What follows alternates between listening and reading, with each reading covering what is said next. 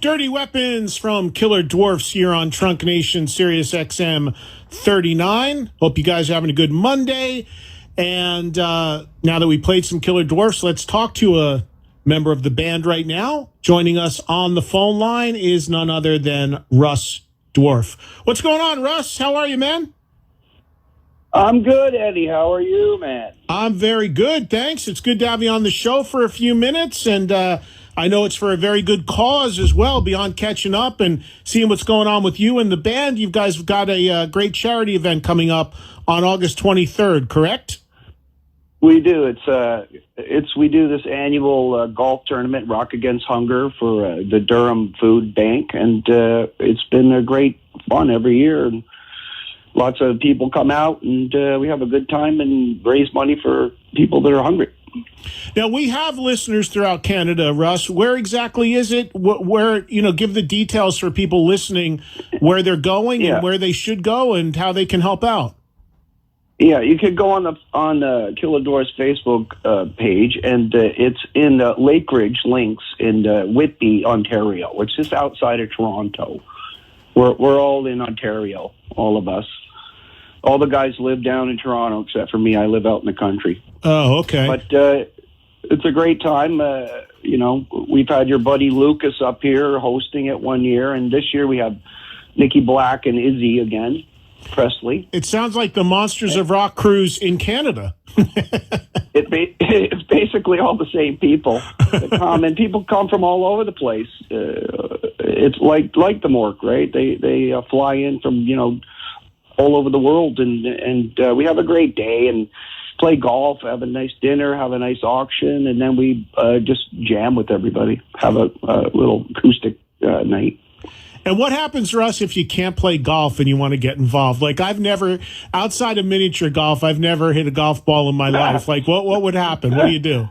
Well, you can just show up, and I think you can just get the dinner and the auction. You don't have to play golf, and none of us are like Arnold Palmer.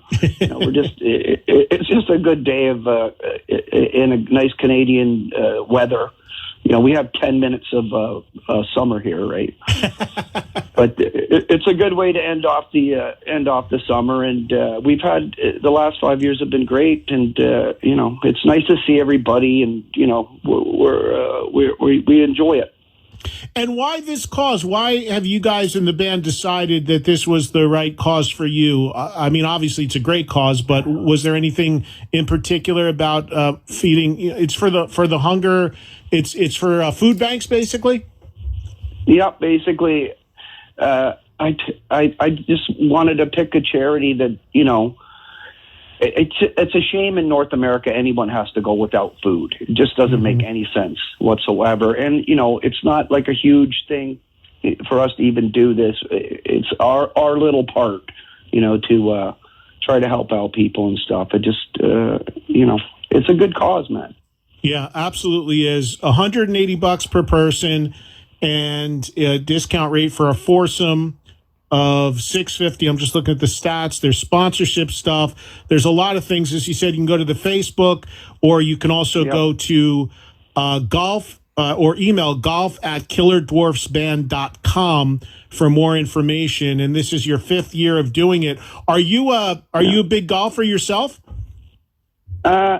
I have golfed all my life, but I've had a few injuries from rock and roll, so I don't really golf at this. I'll drive around on a golf cart and hang out with everybody and just have a good day. You know what I mean? You should come up. Why aren't you up? Come on. Maybe next year. You could ride around with me in the golf cart. The first year we did it, and Lucas came up, and he was driving through all the sand dunes and wrecking everything into place. That's why we haven't had him back. I understand completely. So he doesn't golf either, Luke, huh? Well, apparently, I don't know. It's hard to say what he does, right? The thing you got to be careful with. The thing you got to be careful with having Izzy there this year is you get a few drinks in him, and he'll be tipping golf carts. Oh, he's a maniac, that guy. I don't know where he gets all his energy, but Izzy's so fun to have around. He's just he's a riot, right? And we appreciate him coming up and doing that with us. Yeah, You know well, what I mean? that's awesome, man. That's a great cause, and everybody should check that out. If you're in Canada, we have a lot of listeners. August 23rd, you can golf with the Killer Dwarfs for a great cause, and I think it's wonderful that you're doing that, Russ. So I mean, I see and hear about you guys, once a year, or every other year on the Monsters of Rock Yeah. cruise, where obviously there's literally like 40 bands, so it's kind of hard to keep track of everybody and see everybody. But I know that's a fairly yearly or every other year occurrence for the band. What else has the band had going on? Do you play a lot in Canada, or you basically just do special event sort of stuff? We do a lot of fly-ins. We've actually started playing a lot of casinos up here with Helix and Kickaxe. They're all old friends of ours. And we have a new Dwarf album. We're on EMP. We're on Dave Elfson's label. I don't know if you know that. Sure. I didn't know that about you guys, but I know David well, and I know the label. Yeah. Yeah, and our good friend Bumblefoot and everything, and so we have a bunch of stuff. We're actually writing a new Dwarf album for next year for EMP, and a Russ Dwarf album for EMP. And Daryl has his own band. He's the drummer. He's gonna put out some stuff, and we start back up in September this year. And we haven't played Canada a lot. We've been together 37 years, right? But, wow. In the old days, we used to play a lot in Canada, but we're starting to get back out there, and we have a full Canadian tour next spring across Canada. And there's a documentary, because everyone needs a documentary. Well, that or a biopic. I don't know. It's probably going to be about a different band, but yeah. So there is there is a doc coming out on the band. Now I know there's a lot of them, but I'll watch a documentary on anything. When will that be coming out? It'll probably be late next year sometime, and I don't know. I just don't feel super excited about it. I'm happy that people will like it and stuff, but I just don't think we're that exciting. Well, I mean, if it's well done, and did the guy that did it, I mean, not to sound blunt about it, but does he know what he's doing, and does he know the band well enough to really get a good story out of you? Yeah, he knows what he's doing. He's a professional cat and everything. But like I said, it's in the early stages right now and everything. And when we started, 37, 38 years ago, the first thing I ever bought was a video camera. So I have so much footage of the band in every circumstance, so there's tons of stuff to pick by. We like to laugh. We're a fun bunch, right? We don't take everything too seriously. We're just a Canadian rock band with a sense of humor. Why do you think it is, Russ, that, I remember when your videos started to pop up on MTV and stuff. I guess that would have been around the mid to late 80s, and you had a major label deal here in America. I think you were on one of was it Columbia or Epic Records? You had some real good momentum, getting on some tours and stuff. But why do you think that it didn't get bigger in America? Why do you think it didn't sort of get over that hump like some of the other bands did? I don't think your show is long enough for us to discuss this. I think, there's so many variables involved, and you know yourself, it's a lot of politics. It doesn't matter how good you are or how much talent you have. It's a business, and there's a lot of politics involved. That's the bottom line. We know we're comfortable in our own skin. We know we're a cult band. We're a cult rock band from the 80s, and we're not trying to make it anymore. It's not that's not in our mindset. And we have a built-in audience, and they get it, right? And every show for us at this point in our career is so fun because everyone's there for the right reason, and it's, we're just enjoying each other's company, right? We have a great fan base, as you see on the Mork or M3 or any of those things, right? We spent a lot of time in America, and we love the place, right? Well, yeah, I mean, it comes through. I mean, the audience that is there for you, they're very passionate about the band, and that is great. And you have a very good attitude about it. The thing that I think that I kind of, makes me feel bad sometimes is when I meet or talk to bands that have been around 30, 40 years and they didn't have great success back in the day, and they believe that putting out a new record or going on tour that they're going to finally break after 40 years or 35 years. And it's just like we both know that no matter how good the band is or how great your record is, it's just going to be really, really hard. So to approach it at the way you guys are doing it is, I think, a really healthy and smart way to look at it. Is you're having fun, you're connecting with the fans out there that know you and like you, and it's a good thing. It's a good thing to do on the weekends. It is a good thing to do on the weekends. But you're absolutely correct. We're, like I said, we're comfortable in our own skin, and we have a great life, and we like each other, right? Like, we hang out as, not when we're playing. We're all, we like each other's company, and I think it shows in the band. Like, it's, what it's like. It's tough, but it could be worse. Oh my God! Like what a gifted life. Well, I'm laughing, Russ, because what you just said about liking each other's company, I think a lot of people listening would be utterly shocked at what a unique thing that is in the music industry among bands. No, it's the truth. You know what it's like. Oh, yeah.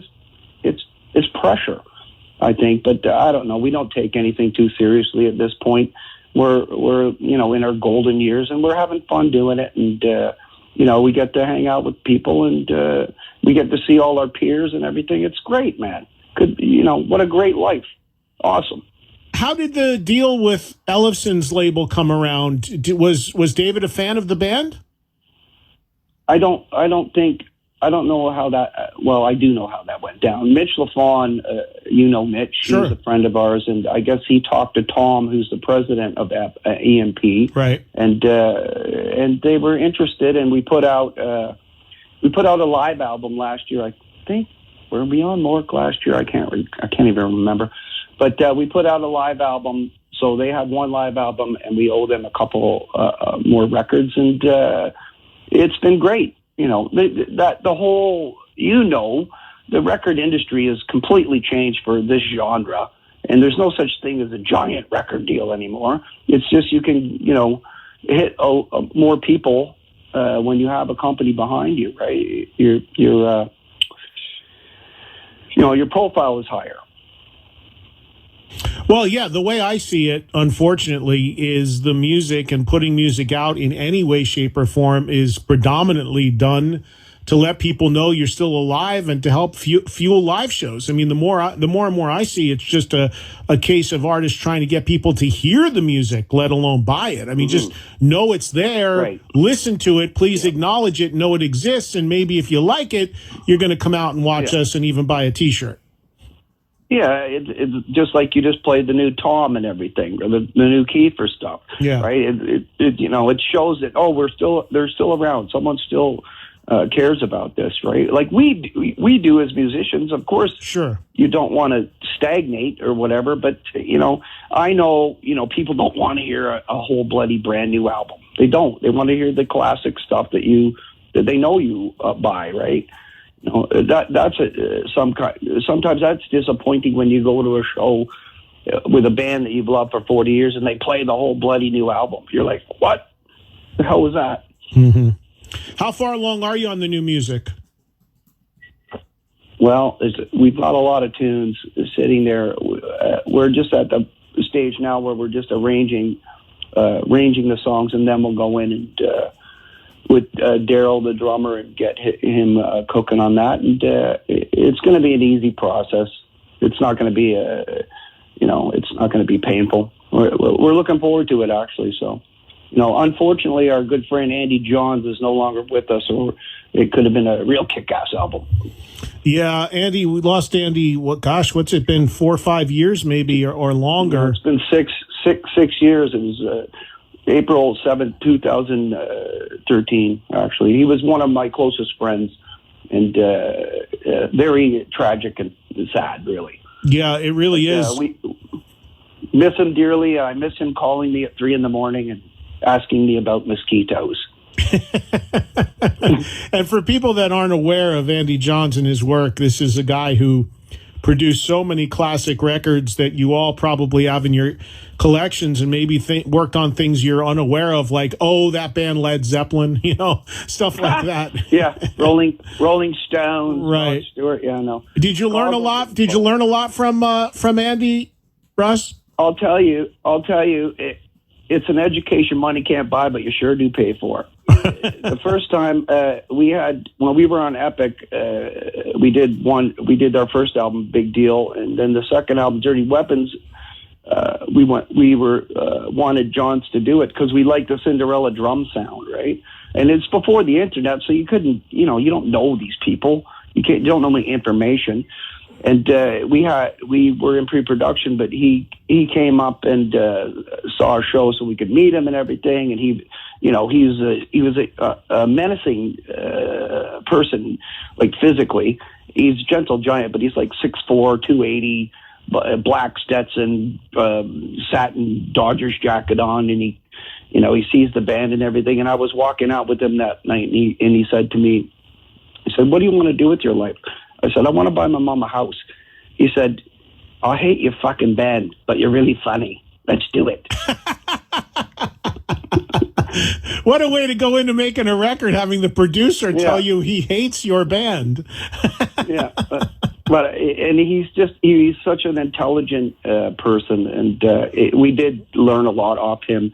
We were already capable at that point, but he just brought the best out in us. And did he grow to like your band after time, or? Oh, yeah, he did. He loved us and stuff. And I could play you phone messages. You'd laugh your head off. Yeah. He was just so much fun. I miss him daily. He was really one of a kind. Yeah, I've heard that from a lot of people, but unfortunately I never had the pleasure of knowing him, but I've heard some of the stories from other artists that have worked with him. So, yeah. All right, so Target... Someone needs to do a documentary about him. Yeah, well, you know what? That wouldn't be a bad idea. So the new record, maybe what, next year you're thinking? Yeah, we're looking at next year for sure, yeah. Mm-hmm. The golf tournament, the 5th annual Killer Dwarfs charity golf tournament, Rock Against Hunger. It's Friday, August 23rd, and again, it's in Durham, you said. It's in Durham. It's Whitby, Ontario. Yeah, it's just right outside, east of Toronto. All right, cool. And Izzy and Nikki will be out there hosting, and you don't have to be a great golfer, and you guys will play a little acoustic and go and hang out. If you want more information, golf@killerdwarfsband.com, and that's where you want to go, or email or whatever, or go to the band's Facebook for more information, right? Yeah, awesome. Thanks so much, Ed, for doing that for us. That's really good of you. Well, thank you for doing that. It's good of you guys to do that sort of work, Russ, and I think it's awesome. And I didn't look at the full lineup. Are you guys on the cruise next year or no? No, we're not on not 2020, no. Okay, well, maybe we'll see you. If not, call Larry.